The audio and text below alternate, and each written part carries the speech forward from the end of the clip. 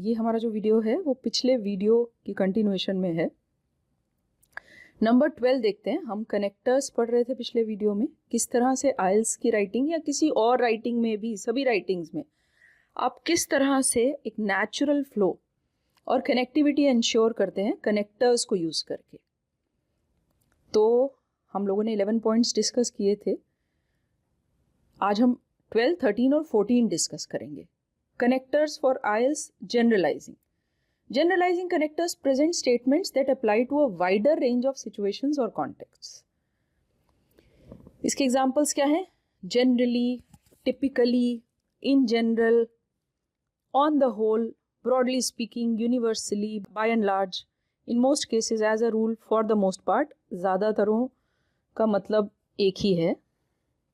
Generally का मतलब होता है जो आम तौर पे usually कोई चीज़ applicable होती है। इन जनरल का भी यही मतलब है, ऑन द होल का भी यही मतलब है। ब्रॉडली स्पीकिंग होता है मोटे तौर पे, कि मोटे तौर पर ऐसा होता है, पर हर किसी के साथ ऐसा नहीं होता। बाय एंड लार्ज का भी यही मतलब है।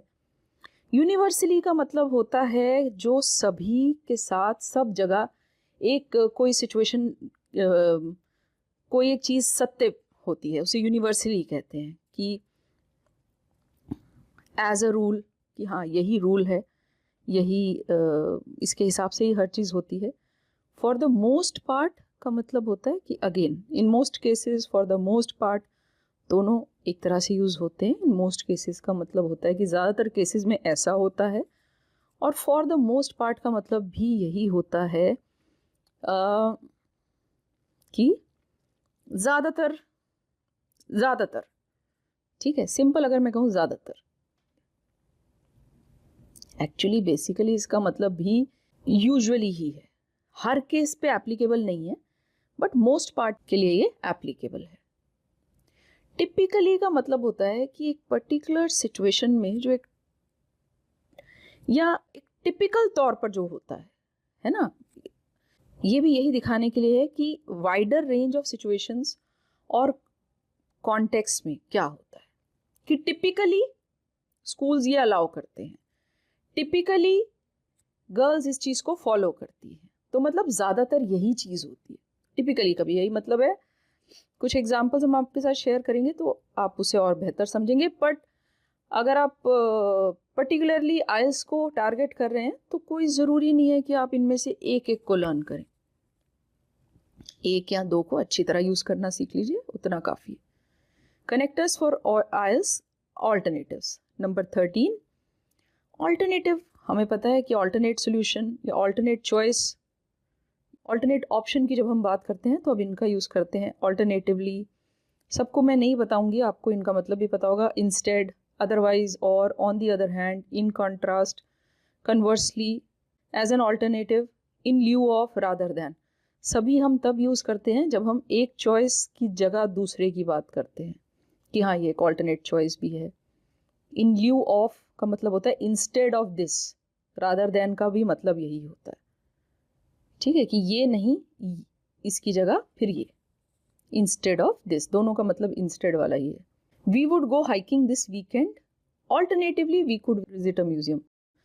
हम इस वीकेंड पे हाइकिंग के लिए जा सकते हैं। ऑल्टरनेटिवली माने उसके बजाय ये भी कर सकते हैं, म्यूजियम भी जा सकते हैं। Connectors for IELTS conclusion. Conclusion देखिए, हमने आपको हमेशा ही कहा है कि हर राइटिंग के अंत में एक कंक्लूजन दिया जाता है। स्पेशली आइल्स एसेज में एंड में एक कंक्लूडिंग पैराग्राफ ज़रूर होता है, उसको लिखना है। तो उसको देते हुए या अपनी बात को कंक्लूड करते हुए कभी भी आप इन शब्दों का प्रयोग कर सकते हैं। In conclusion, to sum up, ultimately, all in all, in summary, to conclude, lastly, finally. Lastly माने अंततः, आखिर में। सब चीज़ों को कंसिडर करके हम कुछ आर्ग्यूमेंट्स को देकर, कुछ एनालिसिस के बाद हम जब किसी निचोड़ पे पहुंचते हैं तो उस निचोड़ को हम कंक्लूजन में देते हैं। आइल्स राइटिंग में अगर आप कंक्लूजन लिख रहे हैं तो फिर इस चीज़ का ध्यान रखिए कि कोई नई बात वहाँ नहीं लिखनी, वो एक निचोड़ है हर बात का, कि हाँ finally, in a nutshell, overall, ये मेरे ऊपर दिए गए 3 या 4 पैराग्राफ्स का या 2 पैराग्राफ्स का ये निचोड़ है, ये मेरा कंक्लूजन है। जनरली जब हम कंक्लूजन्स लिखते हैं तो फिर हम वही बातें जो हमने की होती हैं उनको शॉर्ट में प्रेजेंट करते हैं, एक समरी की तरह अपने नए शब्दों में प्रेजेंट करते हैं, और उन में अक्सर हम एक एम्फसिस के साथ इन चीज़ों को प्रेजेंट करते हैं, है ना। In conclusion the project was a success despite the challenges. In conclusion जो प्रोजेक्ट था वो सक्सेस था चैलेंजेस के बावजूद।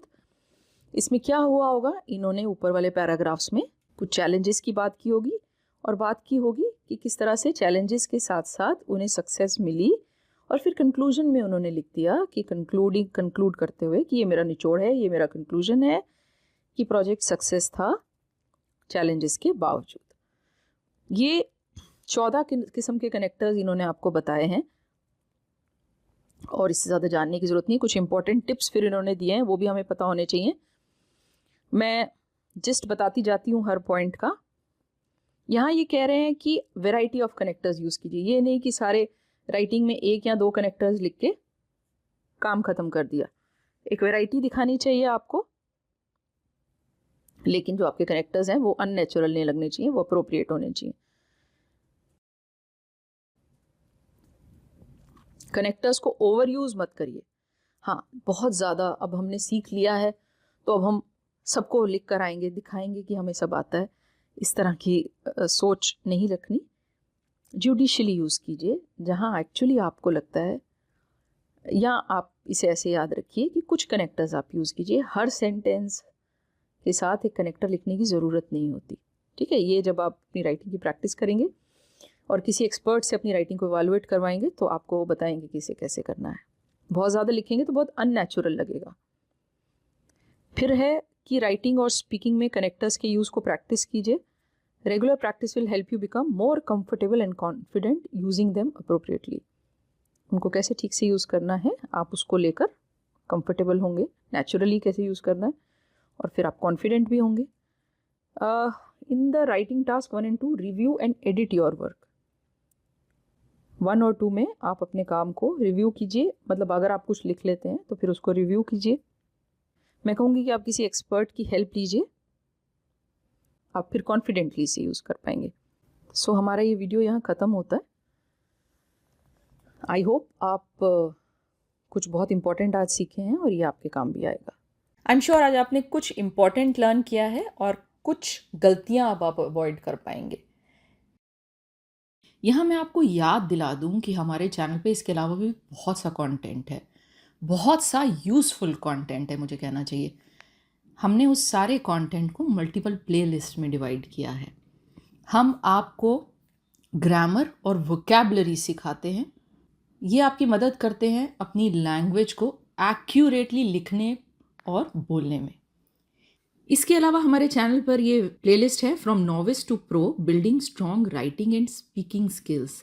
यहाँ हम आपको बेस्ट प्रैक्टिसेस सिखाते हैं जो आपकी मदद करते हैं इम्प्रेसिवली और इफ़ेक्टिवली राइटिंग और स्पीकिंग करने में।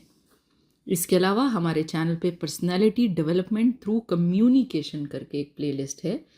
इस प्लेलिस्ट में वो वीडियोस हैं जो आपको सिखाते हैं कि कैसे आप अपनी कम्युनिकेशन को ऑप्टिमाइज कर सकते हैं।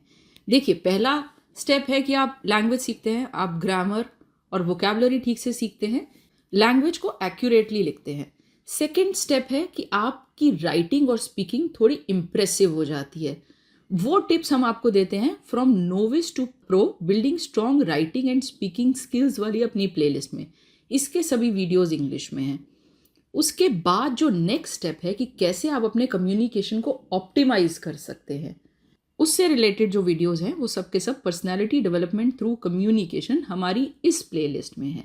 ऑप्टिमाइज करने से मेरा मतलब है कि आप अपनी कम्युनिकेशन स्किल्स की मदद से एक पर्टिकुलर सिचुएशन में से बेस्ट आउटपुट निकाल सकते हैं। ये प्लेलिस्ट आपको सिखाती है कि कैसे आप अपनी पर्सनल लाइफ को पीसफुल और प्रोफेशनल लाइफ को पीसफुल करने के साथ साथ उसमें ग्रोथ इंश्योर कर सकते हैं। इसके अलावा आपको हमारे चैनल पे आईएलटीएस से रिलेटेड बहुत सा कंटेंट मिल जाता है।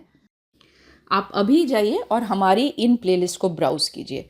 अगर आपको हमारा मटेरियल यूज़फुल लगता है, and I can assure you हमारा मटेरियल यूज़फुल है, तो आप हमारे वीडियो को लाइक कीजिए, अपने कमेंट्स छोड़िए, अपने दोस्तों और फैमिली मेम्बर्स के साथ शेयर कीजिए। हम आपसे जल्द ही मिलेंगे अपने नेक्स्ट वीडियो के साथ। Bye bye, see you soon.